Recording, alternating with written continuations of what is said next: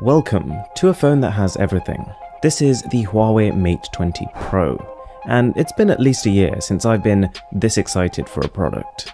The phone is presented in a matte black cardboard box, pretty similar to past Mate devices, and right on the top you will find the smartphone itself, underneath which a little insert, and if we open this up you get a plastic bag containing an instruction manual and a silicone case. Notice the shape of the cutout here. We've then got Huawei's new supercharger, with a ridiculous spec by the way, but we'll get back to this in a minute. Next to that and the charging cable, you also get a pair of USB Type-C earphones, and right at the bottom, a headphone jack adapter, in case you don't want to use them.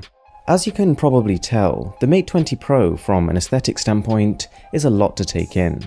This twilight gradient finish, the square camera array, combined with it being curved from every angle, makes it look distinct in an age where that shouldn't be taken for granted.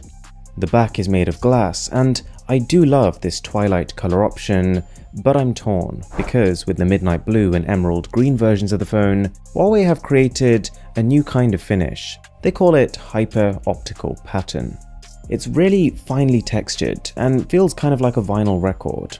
It's premium whilst also being grippy and resisting fingerprints, and is kind of reminiscent of the hyper diamond cut finish on Huawei's P10 a couple years back. And for those of you who've been around for a while, you might know I couldn't stop going on about that phone. The phone also has some other nice touches, like the curves on the camera array being identical to the curve of the phone itself, and this red power key.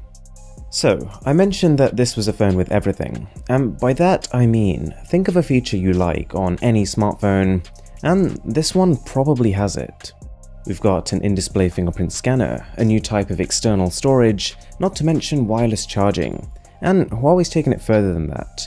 The Mate 20 Pro doesn't just fast charge wirelessly, but it can actually be used to wirelessly charge other devices. This is an amazing feature.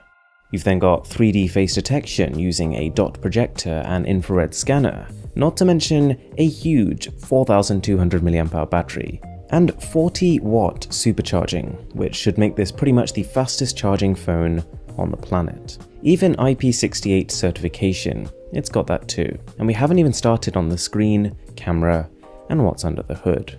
The display is, and get ready for this mouthful, a 6.39-inch 2K plus 19.5:9 aspect ratio OLED HDR panel. It looks very good. It's got a notch to house that depth sensing tech, which hasn't been a deal breaker for me, and it's not as offensive as the one seen on some other phones, and it can be disabled in the settings. The camera is almost overwhelming in terms of features. There is so much new stuff, even from the Huawei P20 Pro, and this I was not expecting. As well as a 40 megapixel wide-angle camera and an 8 megapixel telephoto, Huawei has now swapped out the monochrome sensor for an ultra-wide 20 megapixel one. This changes things. It allows you to fit an entire room into an image, acts as a macro camera being able to focus on objects only 2.5 centimeters away, and allows you to natively record video in cinema 21:9 aspect ratio. And then there's new modes such as portrait color, which manages to pick out people and the clothes they're wearing from the background and only to color them. Like with the P20 Pro, this camera array also means 3 times optical zoom and 5 times hybrid zoom, which is still unbeaten. And this time around the AI can take even more control. If it looks like you're not fitting in all the things you're trying to fit in your shot, then it can automatically switch from the wide-angle camera to the ultra-wide. Not to mention you've got a 24 megapixel front camera, which combined with this 3D depth technology means more accurately tracked AR emojis. But maybe the most exciting thing about this phone is the chip. It's powered by 6 gigs of RAM and the Kirin 980.